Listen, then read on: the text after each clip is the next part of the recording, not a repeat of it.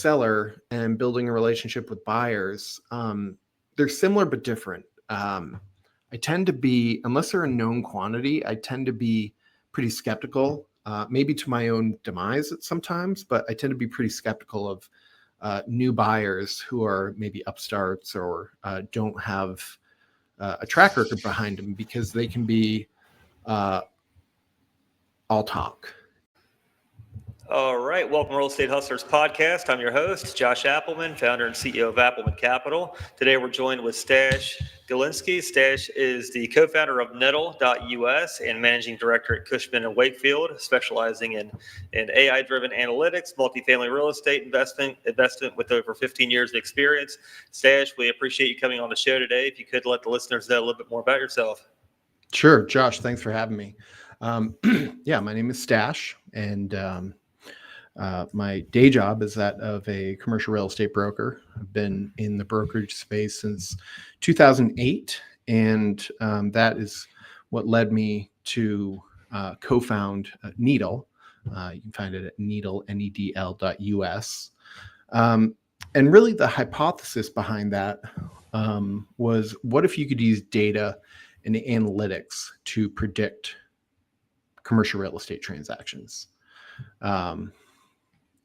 You want me to keep rolling on this? Well, I want to get to Needle, but first, there's a huge journey before you got into Needle that really created that whole software. But tell us how you got started in real estate, and then what led you to where you're at today.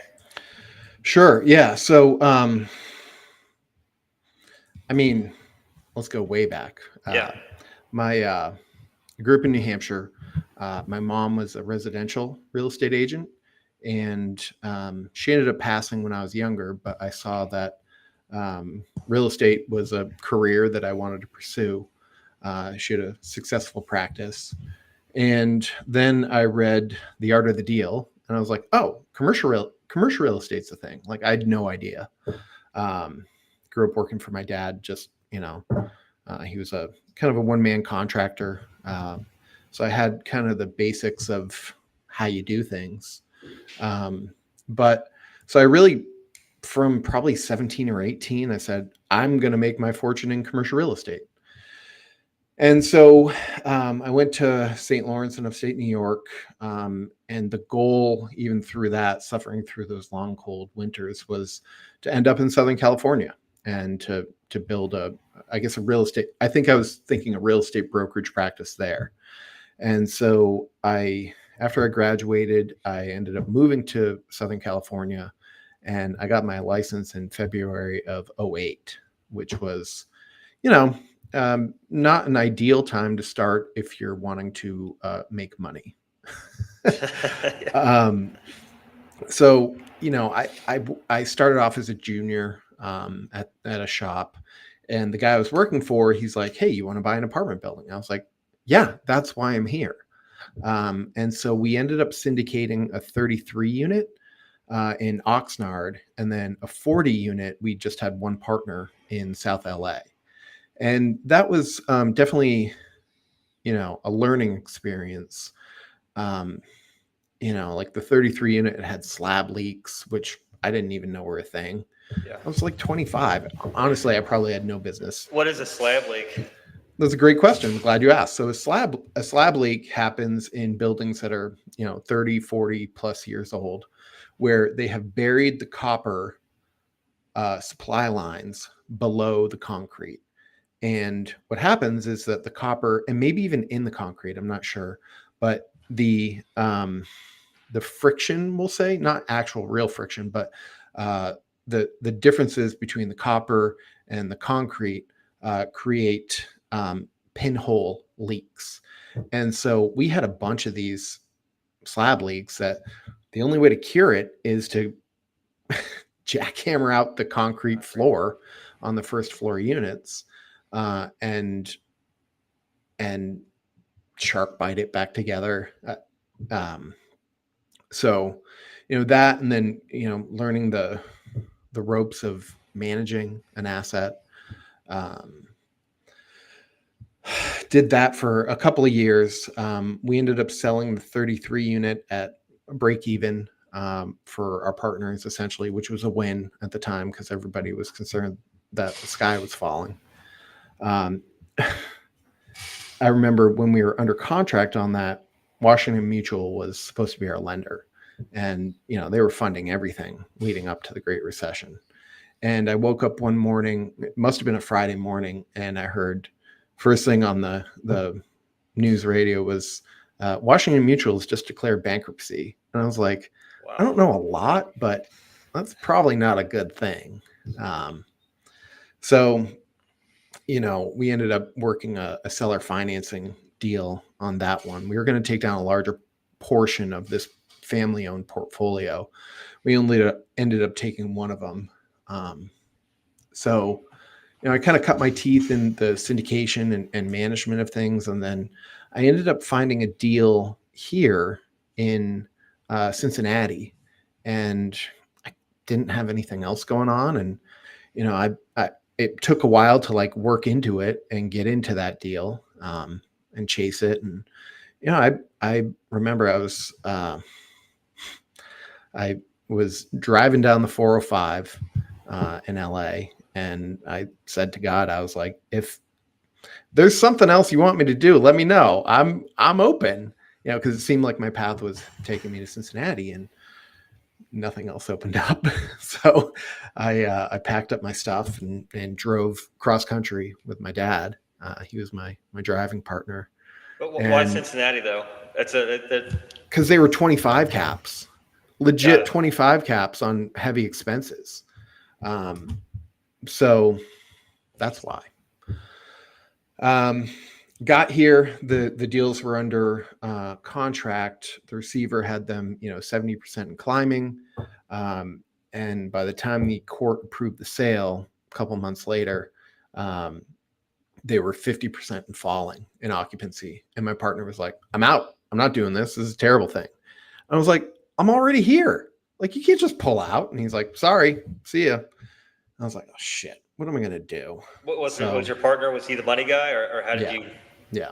My role was going to be like, combination of management and asset management. Having managed those other two buildings, I learned, as I'm sure you have, Josh, that third-party management can be a great thing, but if you're in a heavy rehab project, they're not necessarily the ones.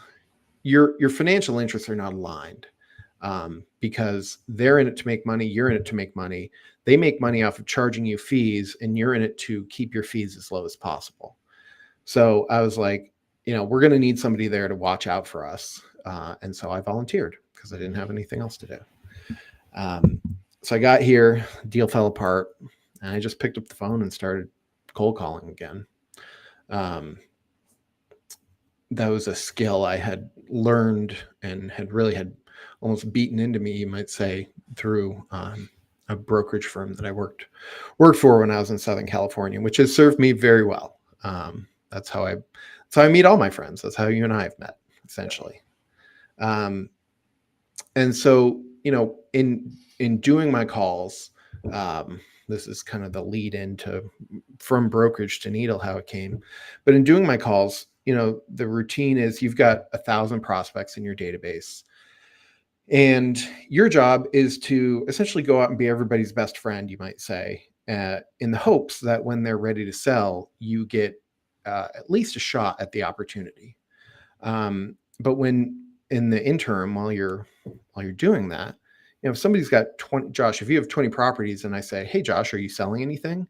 It's going to be almost an immediate no. Like, no, thanks, I appreciate it. But if I call you and I say, hey, Josh, I'm calling about timber trails. Is that something that you might be interested in? I think I've got a buyer for it, whatever the pitch is.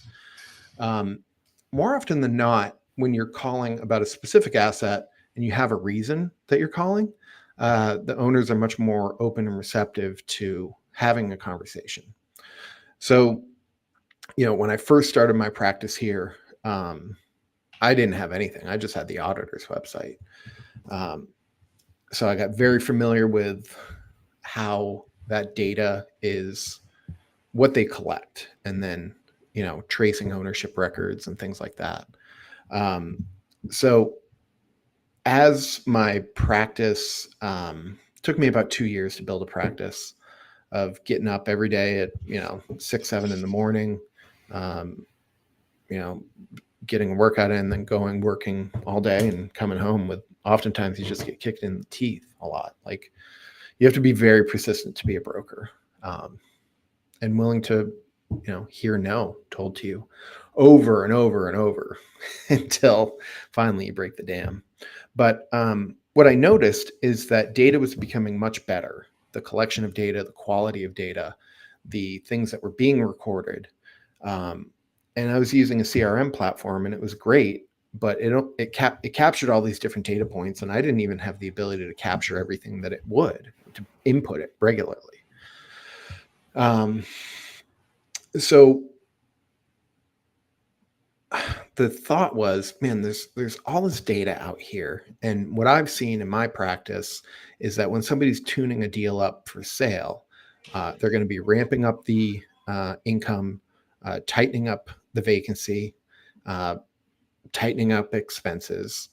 And you can see it. You can see it literally if you look at a T12, 6, and 3, you can see an increase in the income. Or if they're distressed, you can see it declining as well on the flip side. So the thought was, man, the existing platforms that are out there only kind of look in the rearview mirror. They just say, hey, here's what it is. Go make of it what you will. I had the CRM system that was great. It captured a lot of different data points, but my thought was, man, like if only you could look forward, if only you could figure out which deals are the right deals. Because if you do have 20 properties, for me to try and research each one of your properties so that I can call you and know exactly maybe what you're thinking on each one of them is logistically impractical, because you end up in doing all these cold calls, you end up leaving a lot of voicemails. And so you can do all the research and know all the answers to all the questions, and then you just end up in a voicemail box.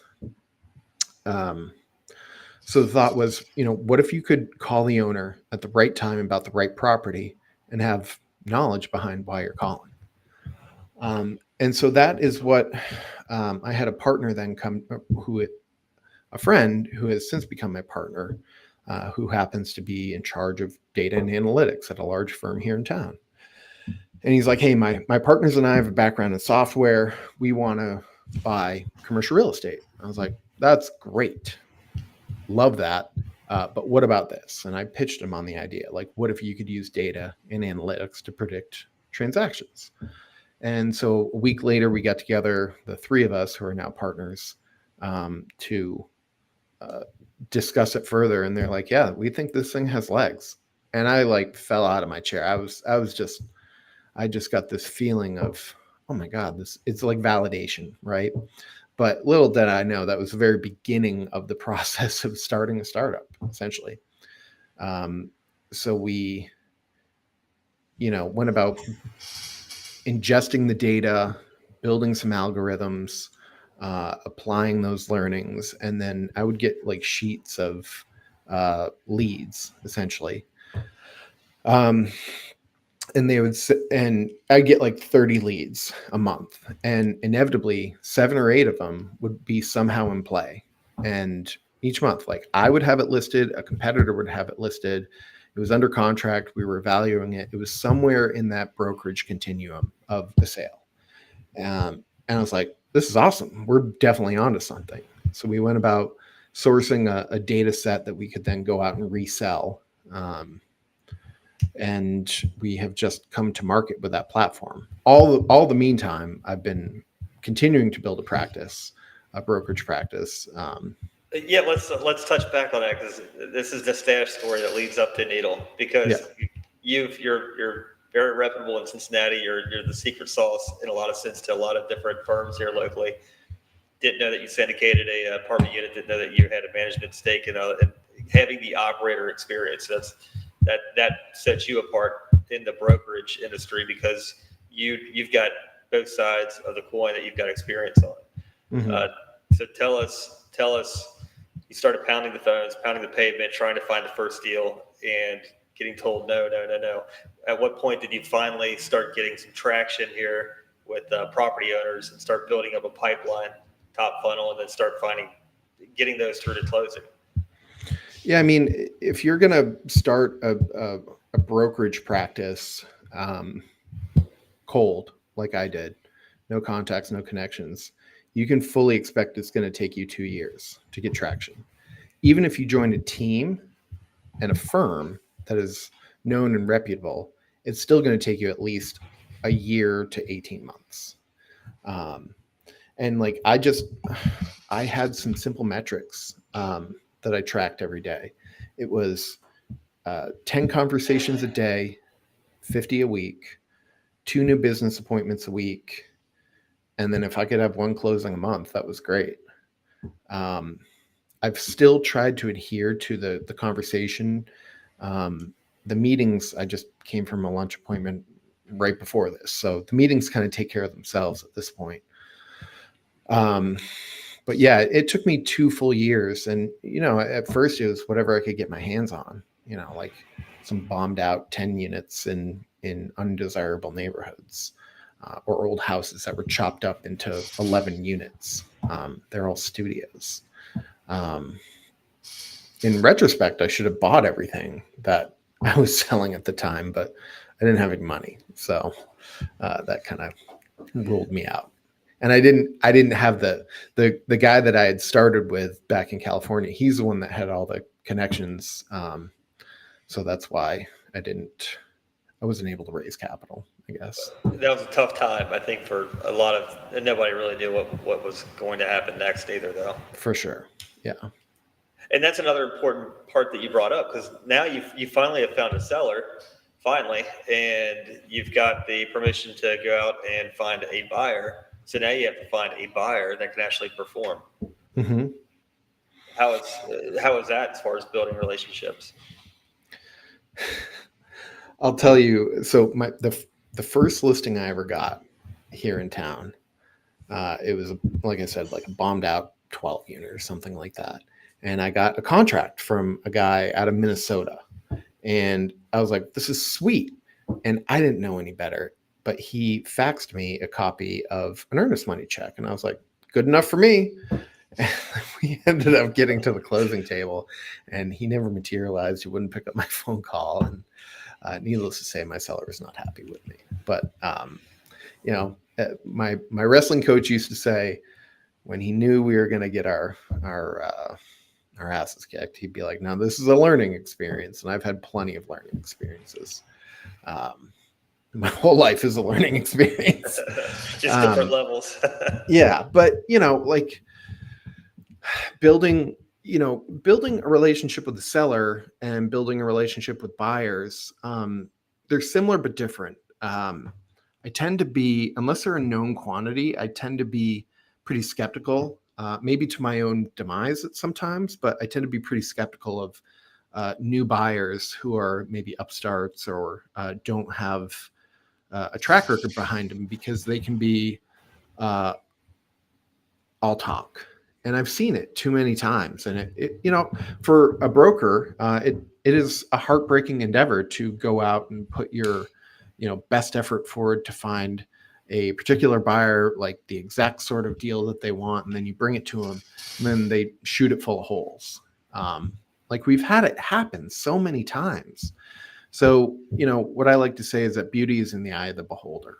Yeah. Really, my job is to go out and represent my clients on the listing side, to go out and get them the highest and best price and terms. And that is, that's the tried and true secret to brokerage, is to get listings and then go out and make a market. And in the process of doing that, though, you don't want to what's called buy a listing, where you overpromise and then underdeliver, because it feels really good. Yeah, I got this listing. But it doesn't do anybody any good if it's not in line with the market pricing expectations. You can be a little aggressive on pricing expectations, as long as you know that you have a realistic seller who is willing to transact at or very close to market. Yeah, and that's the once you get in there and really do your diligence, and then it's like you're realigning expectations after everyone's had a chance to really see what everything's about. What is what's been one of your biggest properties or biggest sales that you've ever had in your career so far?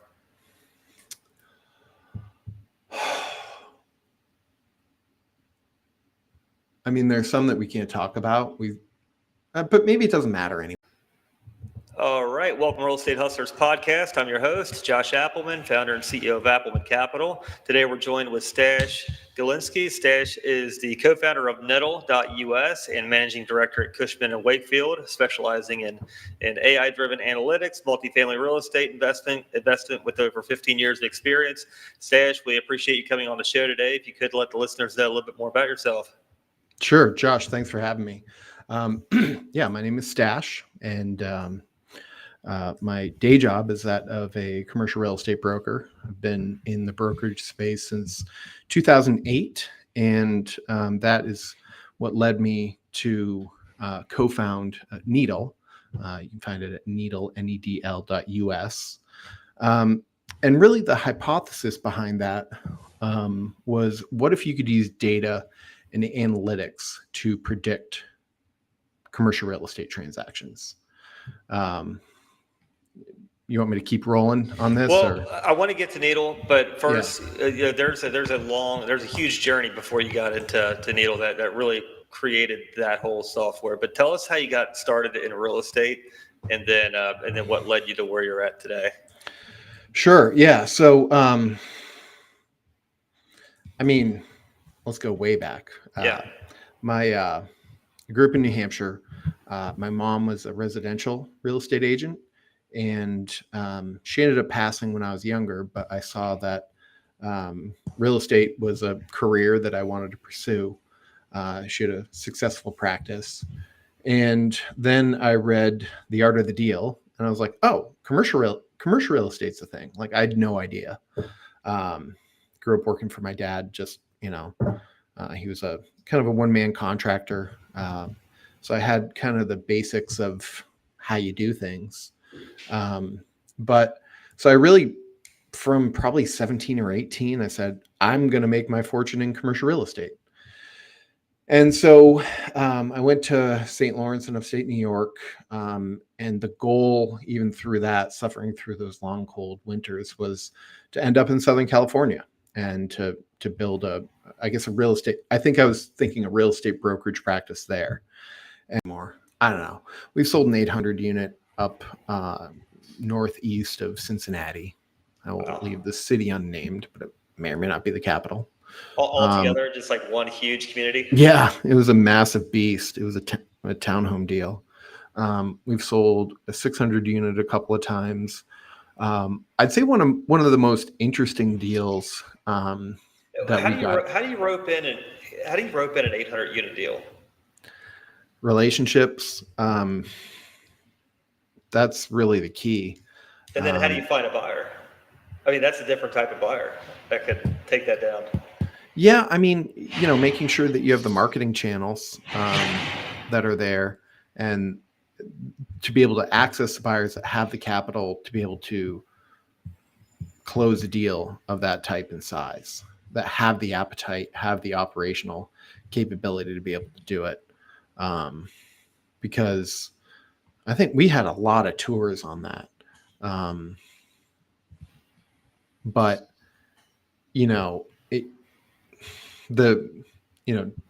for marketing deals, when you're selecting a buyer, all it takes is one who thinks that there's going to be another one to come behind them. I heard that from, I don't know if it was another broker or maybe it was a seller that I was talking with.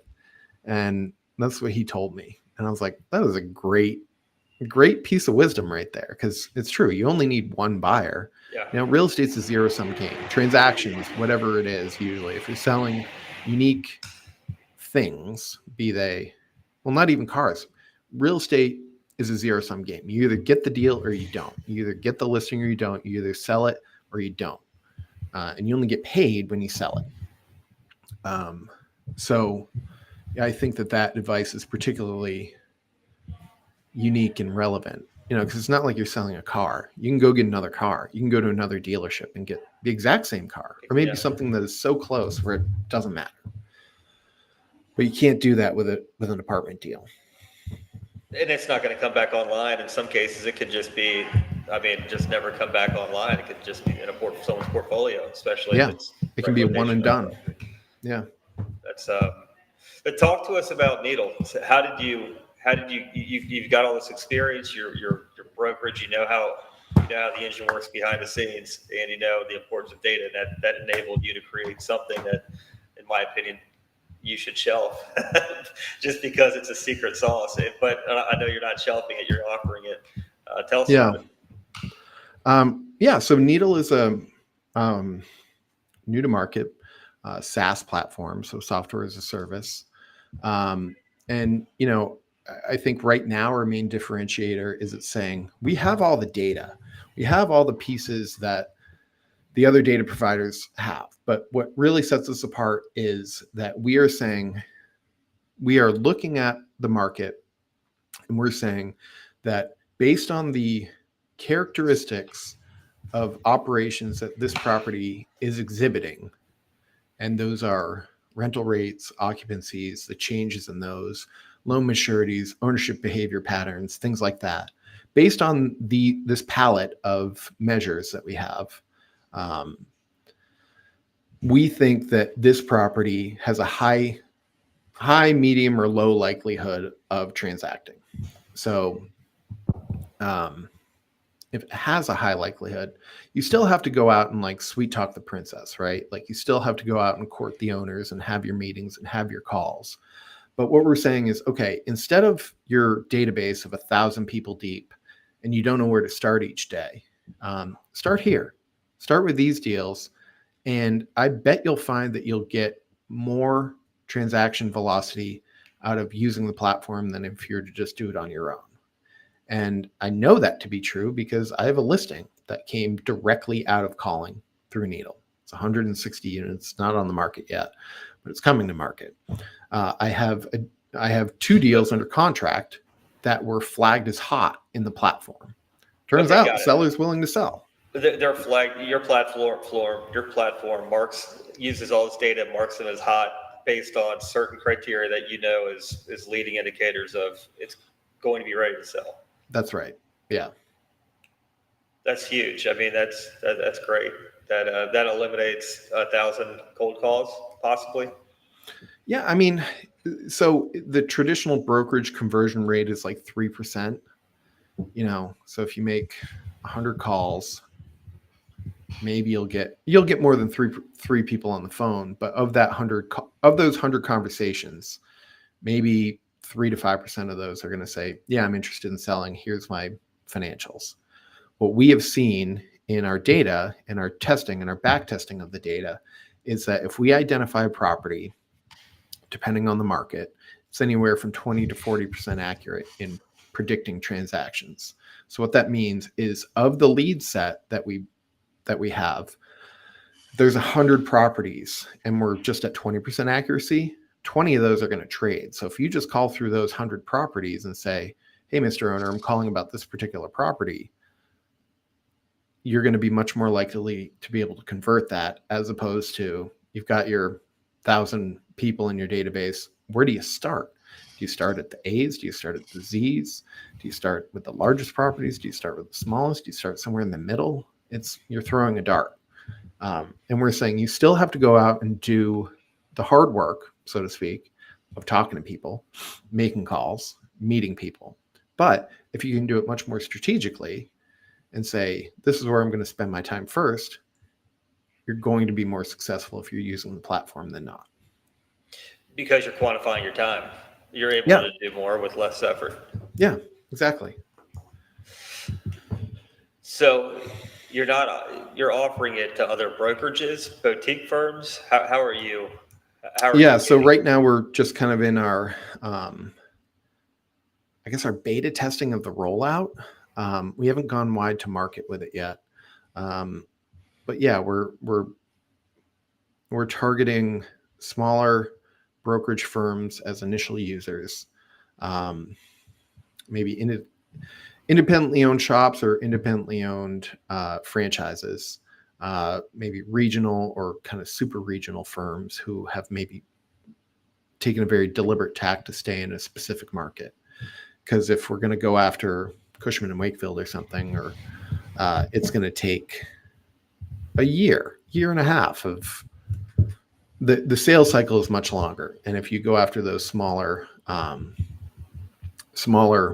more one-off buyers, you can get much more traction and quick hits. And so the user base that we've theorized for this are brokers, acquisition people, asset managers who are sometimes the same person, and then commercial mortgage brokers, because all those people directly affect transactions one way or the other. Are you going to limit how many brokerages can use it in a certain market?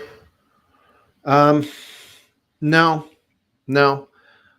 We're going to let the market dictate that.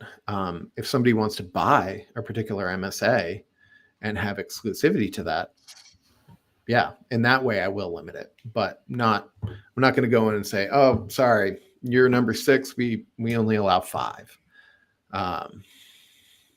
I say the only reason I ask is because if everyone sees the same red hot property that the platform says this is a potential seller, I guess it's no different than anything else than today. There's multiple brokerages calling on the same properties day after day. Yeah, but people are lazy. Yeah, that's true. You're operating under the assumption that everybody's going to go out and work as hard as you and I do. Sure. And it's not the case. In my world, in my seat as the founder and business owner of Needle, I would love it if everybody subscribed to it. And then you want them obviously to be using it and generating transactions out of it. But we have benchmarked our financials on just a 5% absorption, 5% market share of all the, potential users. So, we didn't build a pro forma that overpromises and underdelivers. Now we have to go out and execute on it. Yeah, and you're just exposing right now to brokerages. So when you even open it up to smaller firms that are looking to purchase direct, that's a whole other different market too. Yeah, in my mind, those groups, anybody who's interested in affecting multifamily commercial real estate transactions is a user for it right now. The persona that it's specifically built for right now are the brokers. I am the ideal customer profile, especially before we came over to Cushman a month ago. Yeah. So, my intention is to go out, use it, get a couple of deals from using it, and then create a case study out of it and present it to not only our leadership, but leadership at other firms. We're already having, enterprise level conversations with a couple of regional firms out there. So we're hopefully doing the right thing. And then they can have all of their associates logging in and finding properties every single day. That makes their life easier. Yeah. And the thing is, if you and I are at competing firms, we'll both get the same base lead set, but you're not going to be able to see what I'm moving forward. And the same thing, I'm not going to be able to see what you're moving forward through the pipeline. But if we're on the same team and working in the same silo, we can see what each other are doing. So we've built it to be able to scale for teams, to be able to use it and see, oh, Nate has moved this one forward. That's great. I think I have a buyer for it. We also have a buyer matching algorithm that shows essentially a hot list of prospective buyers for any particular property based on the characteristics of the portfolio that they already own. Nice. So it's just, yes.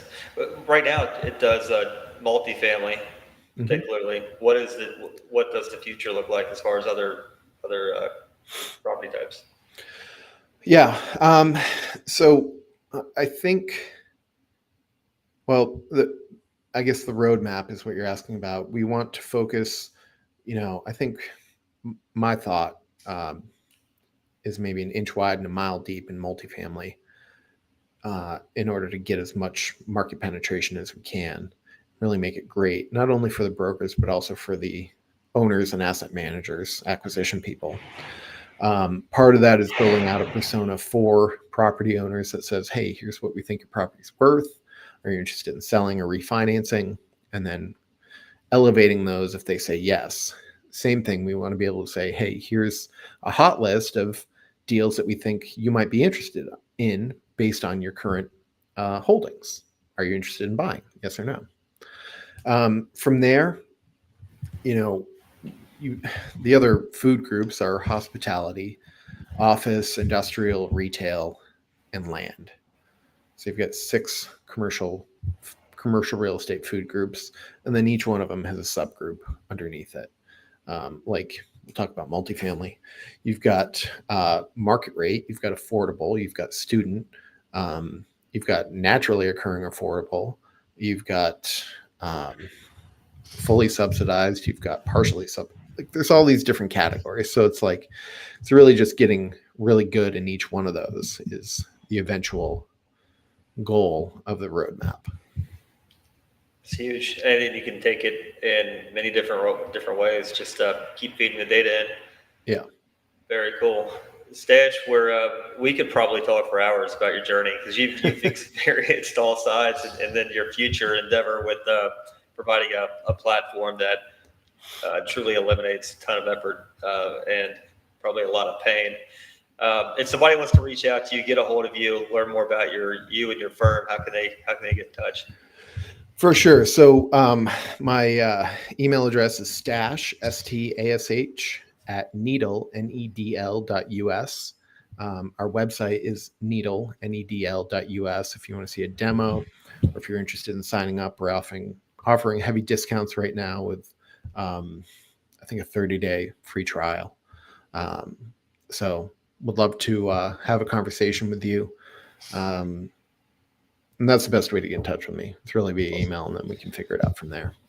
Cool. Stash, truly appreciate your time today, and I'm sure we will talk soon. Thank you. You're the man, Josh. Thank you.